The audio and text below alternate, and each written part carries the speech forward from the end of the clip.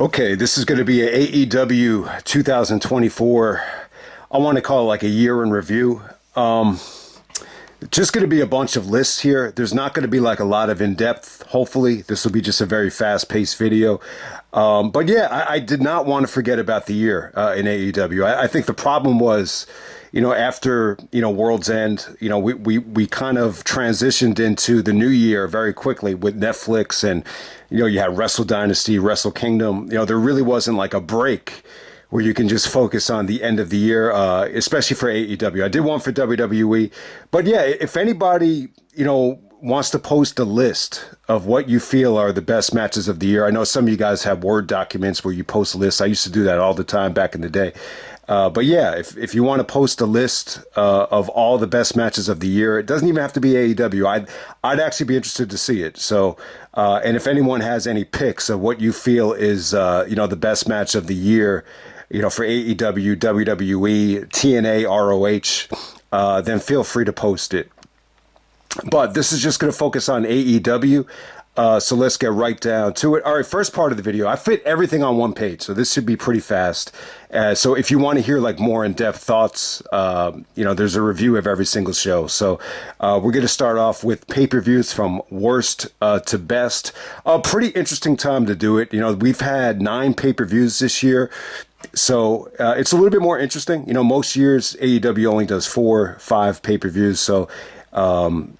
So yeah, I think there's a lot of suspense, at least for this year with the pay-per-views from ranking them. If you want to find any suspense to it, so at number 9, I'm going to go with Full Gear. So if you remember Full Gear, this is Moxley and Orange Cassidy in the main event. Ospreay and Fletcher steal the show. So that was Full Gear. That was actually from the Prudential Center in New Jersey. I got that ranked last. At number 8, we're going to go with Double or Nothing, once again from Vegas. I think this was probably the most consistent Double or Nothing. If you don't remember it, we got another Anarchy in the Arena. Roderick Strong and Ospreay open up that show. Edge actually gets hurt in the steel cage match where I believe he broke his ankle. So yeah, that was Double or Nothing. I got that at number 8. I think consistently Double or Nothing is always their most challenging pay-per-view. I think the Anarchy in the Arena thing, it's hit or miss for a lot of people. And then at the same time, they always go along with that show to compete with the playoffs. So that's always a challenge. At number 7, I'm going to go with Wrestle Dream. This is from, the Tacoma Dome, Bryan Danielson's hometown. I just thought you had a very depressing ending with Danielson losing the belt to Moxley. The match is good, no matter how you look at it. Moxley and Danielson was a great match. The triple threat stole the show with Takeshita, Ospreay, and Ricochet. And you actually had Jay White and Adam Page open up that show. It's a solid show. There's just I just thought, from a crowd reaction standpoint, a lot of stuff just, didn't hold up that well. But, a lot of people do still like the show. I still thought it was good. So, yeah, I got Wrestle Dream at number 7. At number 6, I'm going to go with World's End. I'll say this again. I think if World's End just had a better main event, we might be talking about one of the better, if not the best pay-per-view of the year. You remember that main event just, it felt like a cluster mess with, all the Death Riders interfering. But hey, the tournament was great. You got the women's match of the year on that show. So World's End was definitely, it was a must-see show. I just think, the main event definitely hurt it, for a lot of people. But yeah, Ospreay and Okada in the finals right there. At number 5, I'm going to go with All Out.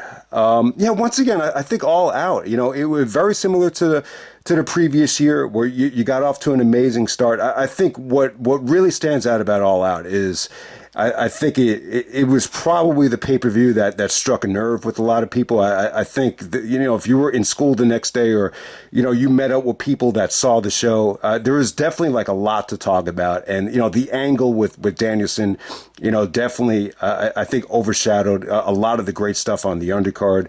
But hey, no matter how you look at it, you got off to a great start and it created a lot of buzz coming out of it, no matter how you feel about, the angle with Moxley and Danielson. At number 4, I'm going to go with Dynasty. Going into Dynasty, it just had some must-see stuff on it. You had Okada to open up that show with Pac, you got the dream match of the century with, Danielson and Ospreay. You got Joe dropping the belt to Swerve. It was definitely a loaded show. The Young Bucks had a ladder match with FTR. I mean, you definitely got your money's worth, with Dynasty, no matter how you look at it. So I got Dynasty ranked at number 4. At 3, I'm going to go with Forbidden Door. I love Forbidden Door, man. This was the pay-per-view of the year that just, like, I felt like I loved it more than anybody. I just really, really enjoyed it. I thought Danielson and Shingo was awesome. Obviously, I'm going to think the main event was, incredible with Swerve and Ospreay. I'm going to say the most unpredictable main event of the year. You even had some stuff that is going to go under the radar, like that ladder match was awesome. Orange Cassidy and Zack Sabre Jr. It seems like that's going to be going on as forgotten. I don't know what the problem was. So if you remember Forbidden Door, let me know what issue you had with the show. I just remember it being awesome, man. I think the biggest knock against Forbidden Door is the Moxley NATO match. I think, that might go down as the most disappointing match of the year. But when you consider what NATO's been through, you kind of understand it. I said it was the best Forbidden Door. I would assume a lot of people would disagree with me about that. But hey, at number 2, we're going to go with All In. All In had an incredible, an incredible 2-match show right there. MJF and Ospreay, and then you had Danielson and Swerve, which was the most I was invested in a match the whole year. I think definitely you had some weak stuff in between. I think there was a lot of talent just thrown onto the show, and maybe that's what hurt it just a little bit. Some of the booking decisions were a little bit questionable, but hey. I think a lot of people would definitely argue All In was more of an uplifting show than All Out. I would definitely agree with that. Even though, like, from a star rating standpoint, you probably say All Out had a little bit more depth. But yeah, All In was definitely a much better experience this year, than the previous year, which, Ospreay kind of summarized the main event as a jerk-off fest. But hey, we're going to move on to number 1. I'm going to go with Revolution.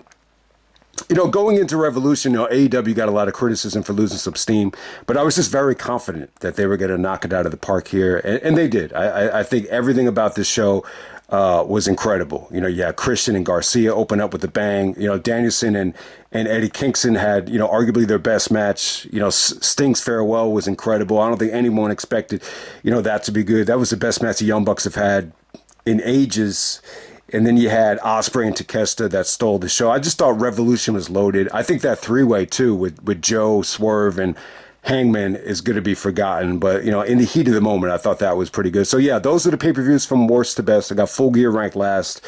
And no surprise, I got Revolution ranked as number 1. I would even put Revolution above WrestleMania.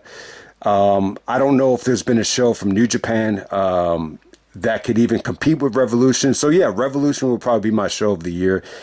Seriously, anything from nothing from TNA, at least on the main pay-per-views, holds up to Revolution and is definitely better than all of the ROH shows. So yeah, those are the rankings right there. So we're going to move to the MVP candidates. I only got 3 for you. I'm going to go with Danielson at 3. I'm going to go with Swerve at 2. I will put Swerve above Danielson because I think Swerve probably had the title reign of the year, at least for AEW. And at number 1, I'm going to go with Ospreay. Obviously, Ospreay has dominated, the star rating system and the match of the year candidates, which is no surprise. Our promos of the year. At number 3, I'm going to go with MJF's, first heel promo after turning on Garcia at Beach Break. It might have been on Collision, but yeah, anything that MJF did on the mic with Garcia, I thought was gold. I'm going to go with that first promo back as a heel. If there's a better MJF promo from this year on Ospreay or even on that Adam Cole segment from the Hammerstein wasn't that great. So I've thought about that one, but there was definitely better ones. So, MJF's promo at number 3. I'm going to go with Danielson's go home promo on Swerve right before All In on Dynamite. I'm going to go with that at number 2. And then number 1, I'm going to go with Ospreay's first promo in AEW from Big Business. I got to go with this, man. I remember I was working out one day, just doing some drills, actually basketball drills, and I kept on repeating the promo over and over again, where he says, "I am the damn feeling." So I love the Osprey promo from Big Business. It just had like a lot of emotion to it, and I just thought it was good. I mean, it's probably not everybody's cup of tea, but that will be my number one. Okay, quickly, I'll give you my top five Dynamite matches of the year. Actually, I should call it television matches of the year. So yeah, if I'm leaving anything out, if you think something got snubbed, then let me know. But at number five, I'm going to go with Osprey and Ricochet from the 5th anniversary show. At number four, I'm going to go with Garcia and Okada. I think this might have been from Collision. This was 20-minute time limit draw. I really enjoyed that match. I just think it was huge for Garcia. You know, there might have been better matches from the Classic that were better than that, but, you know, that was one of the few I could remember. And number three, we're going to go with Darby and Osprey from Holiday Bash. That was part of the Continental Classic. And number two, I'm going to go with the Blood and Guts match. You know, definitely the Blood and Guts match, from what I remember, was the best Blood and Guts that they've done so far. So I got that at number two. And then at number one, I'm going to go with MJF and Osprey. This is from Dynamite 250. They go almost a whole hour. Beautiful match right there. I see some people actually rated it above the 5-star level. So those are my top five Dynamite matches of the year, or, you know, AEW television matches. So if there's anything that really went under the radar on Collision or Rampage that you think is severely like under the radar, you know, please post. I would definitely love to see like anything that just is not getting a lot of attention, just get some, you know, praise. My top 10 pay-per-view matches of the year. At number 10, I'm going to go with Danielson and Shingo from Forbidden Door. Almost as good as their Enter the Dragon match from Dragon Gate USA. Man, that was really good stuff. Yeah, that was actually an Owen Hart tournament match. At number 9, I'm going to go with Osprey, Ricochet, Takeshita from Wrestle Dream. I could see why some people think it's overrated. I think there is somewhat of like a feel-out process with the match, but from a creativity standpoint, I think is one of the most athletic three-ways we've ever seen. At number 8, I'm going to go with the Young Bucks taking on Sting and Darby from Revolution. Sting might have had the best farewell match in the history of pro wrestling. I thought it was that good. Number 7, I'm going to go with Osprey and Fletcher. This is from Full Gear, where Fletcher got the upset victory. They steal the show from Full Gear. Really the only thing worth checking out, you know, from Full Gear. At number 6, I'm going to go with Osprey and Pac from All Out. Just from a video game standpoint, this is like the video game match of the year in terms of just entertainment and just spots and sequencing. It was really good stuff. It makes sense. You know, this is like Pac's last match before he, you know, sold out and, you know, became a full-blown heel with the Death Riders. So I got that at number 6. At number 5, I'm going to go with Osprey and Takeshita. This is from Revolution. I think this had a unique feel looking back on it, because it was really like Osprey's first like huge match in AEW as part of the main roster, at least. So him and Takeshita steal the show in the pay-per-view of the year at Revolution. At number 4, I'm going to go with Osprey and Okada. This is from World's End. This is the finals of the Continental Classic. And yeah, you know what?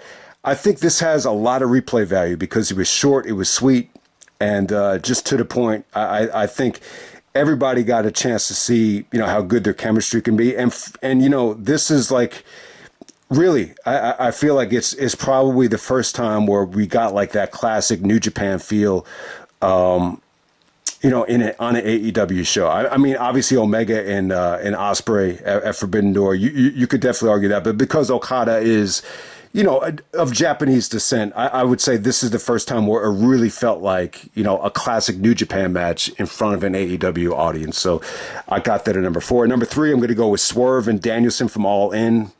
Man, these top 3 were tough to rank. I mean, it really was. But to see Danielson win the title, it was probably the mark-out moment of the year for me. I mean, some of that Busaiku knee near fall after Hangman came out was I would still say the near fall of the year. Number 2, I'm going to go with Osprey and Danielson from Dynasty. That ending was sick as hell, with Danielson selling the neck from the Tiger Driver, and then Osprey goes for the kill. Yeah, awesome stuff right there. Osprey and Danielson did not disappoint. It really didn't. So from Dynasty, I got that at number 2. And then at number 1, this might be surprising, I got Swerve and Osprey from Forbidden Door at number 1. I thought it was incredible. I thought it was unpredictable. I thought you had some of the craziest spots of the year. I just thought it was exciting as hell. I thought it was good stuff. There might have been some Don Callis stuff that hurt it for some people, but I got Swerve and Ospreay Forbidden Door at number one. Swerve actually retains, to everybody's surprise, because I think a lot of people just thought Ospreay was going to go to All In because it's in the UK, and I thought that was going to be it. So the fact that they went with Swerve and Danielson really swerved me. So I got that at number one. So if anybody has any picks on what the match of the year was, and especially for WWE, it didn't seem like a lot of people were that passionate about what they felt was the match of the year. I actually went with AJ and Cody from Backlash. I know the WrestleMania match for Cody, that's going to be the most memorable thing of the year, but I just think from in the ring, I think Cody and AJ from Backlash was WWE match of the year. So yeah, if anyone is passionate about what they feel is the best match of the year from any promotion, AEW, just in general, let me know, because it just doesn't seem like there's a lot of discussion about it. But hey, maybe I'm just sleeping on some of the videos that popped up or whatever. But yeah, that's pretty much it. That's the AEW 2024 year in review. And I'm out. All right.